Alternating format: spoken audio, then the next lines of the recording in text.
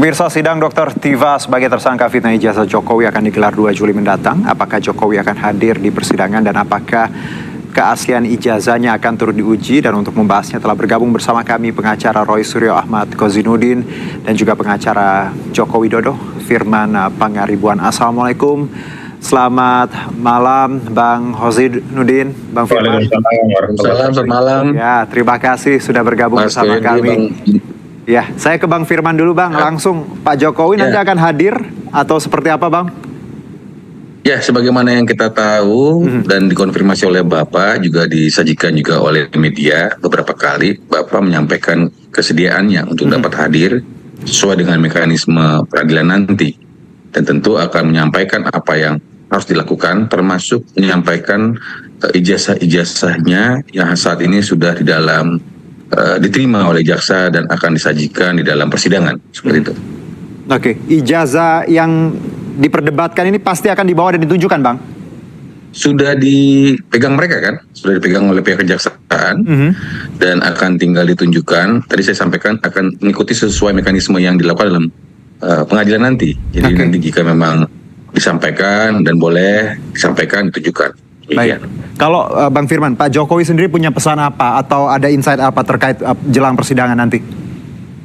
Oh, beliau ya akhirnya beliau sampaikan akhirnya sudah masuk dalam babak persidangan setelah selama beberapa bulan pihak kejaksaan dengan sangat hati-hati memeriksa seluruh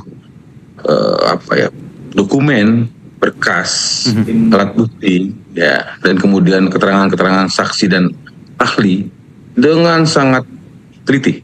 Kenapa saya bilang seperti itu? Karena pihak kejaksaan memerlukan waktu cukup lama untuk melakukan pengecekan dan sampai akhirnya atas pasal yang disampaikan dalam laporan, kemudian atas tindakan pidana yang ditemukan, atas tersangka-tersangka yang ditemukan, hari ini pemahaman kami dari pihak satu Bapak Jokowi, itu juga dengan penyidik dan terakhir kejaksaan, itu sudah sama. Kita sudah memiliki pemahaman yang sama.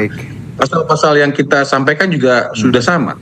Terus kemudian dugaan-dugaan yang dilakukan pun sudah sama. Semua jadi sudah satu frame.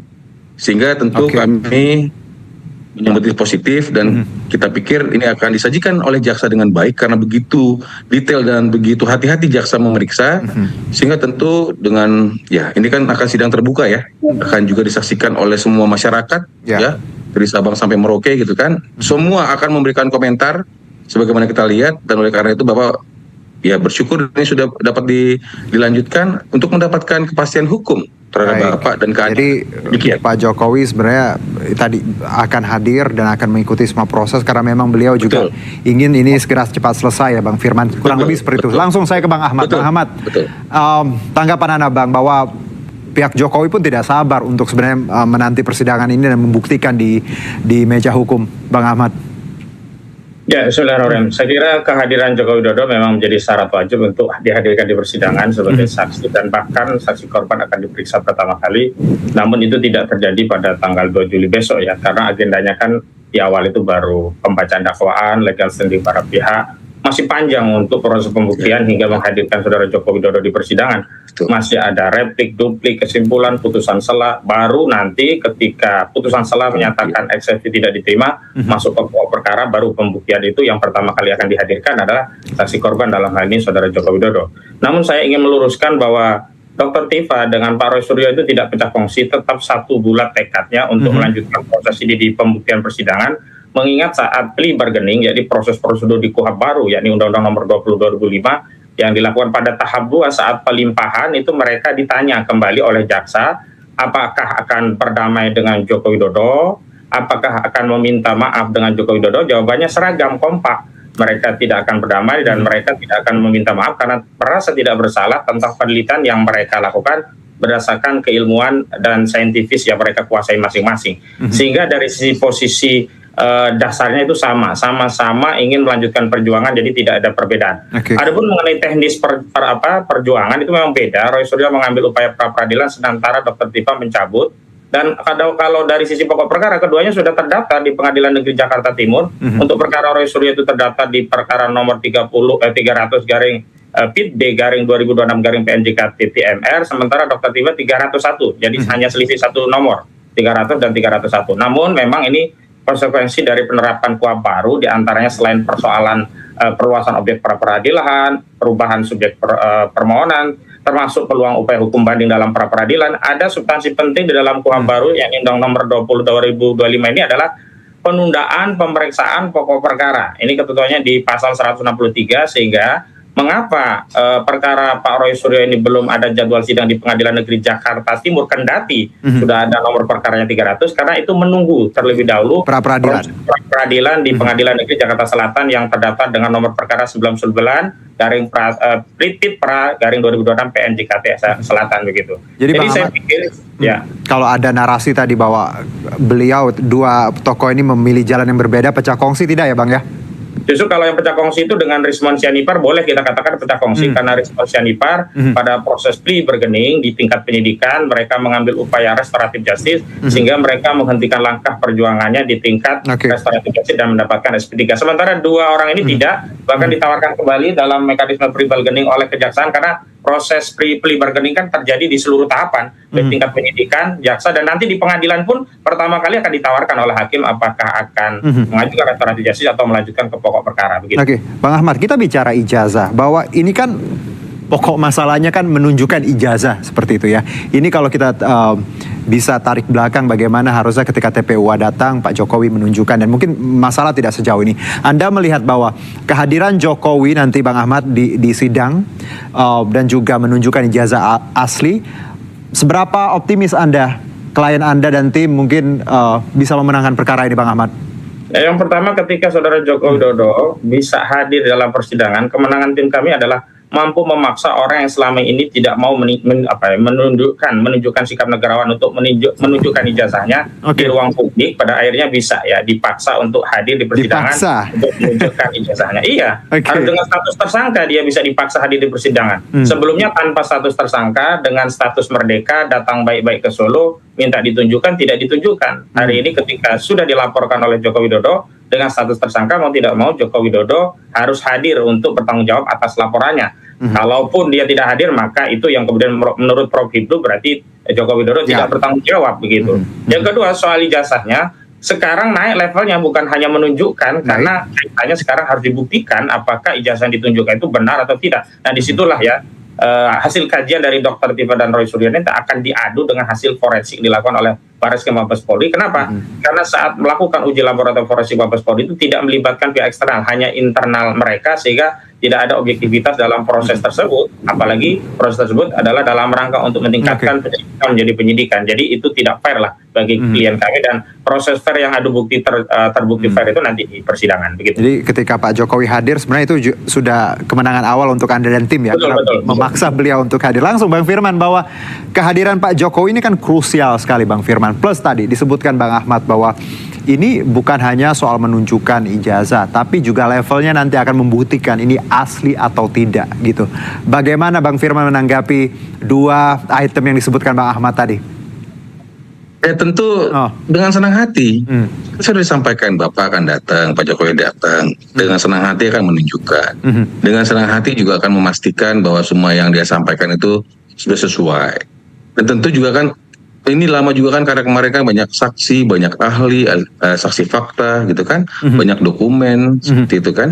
Dan tentu itu akan disajikan dengan baik oleh pihak jaksa. Tadi saya sampaikan, jaksa dan kami sudah sependapat.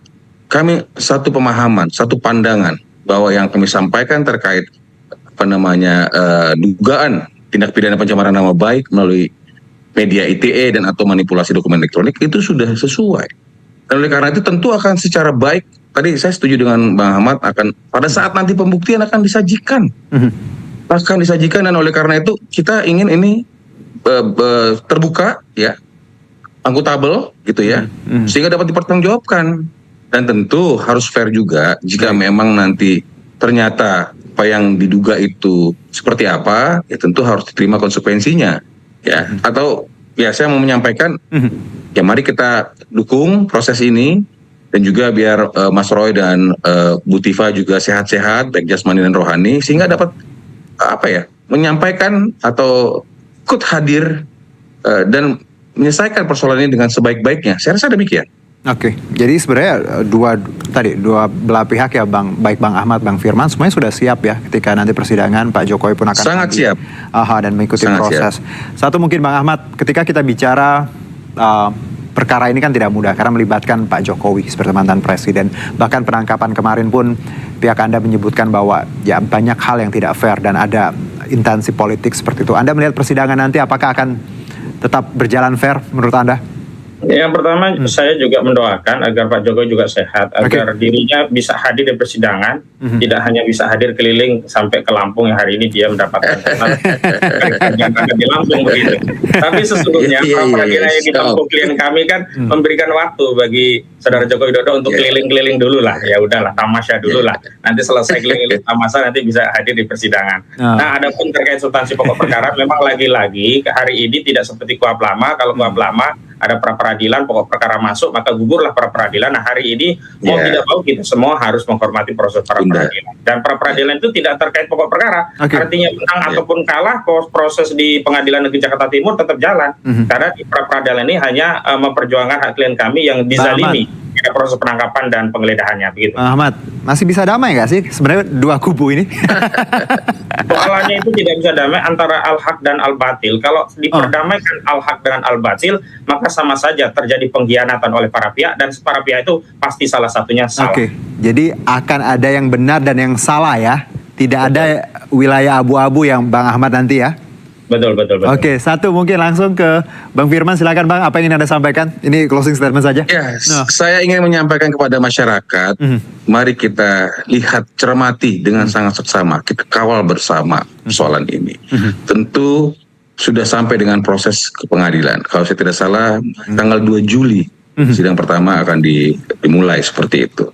Dan tadi saya bilang bahwa jaksa sudah sepaham dengan kami, gitu ya, dengan semua alat bukti, dokumen, sudah menerima ini dengan baik dan sudah confidence akan menyajikan ini dengan sebaik-baiknya. Dan oleh karena itu merupakan suatu proses di mana Bapak akan mendapatkan keadilan, akan mendapatkan pemulihan atas apa yang disampaikan, dan tentu Pak Jokowi menyayangkan sebenarnya persoalan ini terjadi. Tapi sebagaimana tadi disampaikan sama Bang Ahmad, hal-hal yang disampaikan, saya pikir ya itu hak pribadi lepas pribadi. Tetapi saya ingin menekankan Bapak sangat menyayangkan ini dapat dihadirkan dalam persidangan. Tetapi Pak boleh buat dalam rangka untuk mendapatkan keadilan, dalam rangka untuk menyelesaikan persoalan ini dengan baik dan benar sesuai dengan hukum. Maka mari kita cermati bersama dan kita lihat episode di dalam persidangan ini, karena dia akan dilakukan secara terbuka. Mungkin akan dilakukan secara live karena memang ini adalah masih nunggu izin saya dengar Bang. Teknis izin itu lebih kepada karena sempitnya ruangan, jadi keterbatasan itu akan ada selektif yang bisa live masuk. Nanti Bang, atau seperti apa kabar terbaru? Kalau saya lihat dari pemahaman yang saya dapat dari informasi dari pengadilan, dia akan menyampaikan, memberikan ruangan sangat cukup terhadap media. Artinya ini kan juga menjadi suatu hal yang baik untuk disajikan dalam rangka untuk pemahaman hukum dan juga memberikan fairness, sehingga nanti ketika ini memang sudah dapat dibuktikan dengan baik oleh jaksa, sudah duduk, ya tentu masyarakat juga akan melihat bagaimana ending daripada episode ini. Saya rasa demikian. Terima kasih. Baik, Bang Firman, Bang Ahmad, terima kasih banyak sudah mau diganggu weekendnya ya. Sehat semuanya. Salam buat Bang Roy dan juga Pak Jokowi ya. Sehat-sehat. Nanti kalau kita wawancara undang Pak Jokowi boleh ya Bang Firman ya? Sampein? Boleh, nanti saya sampaikan. Nanti di newsroom ya, boleh. Zoom juga nggak apa-apa. Bang Roy mah pas gampang ya pasti Bang Ahmad ya. Oke, terima kasih semuanya. Terima kasih. Ya, Assalamualaikum. Terima kasih, selamat malam.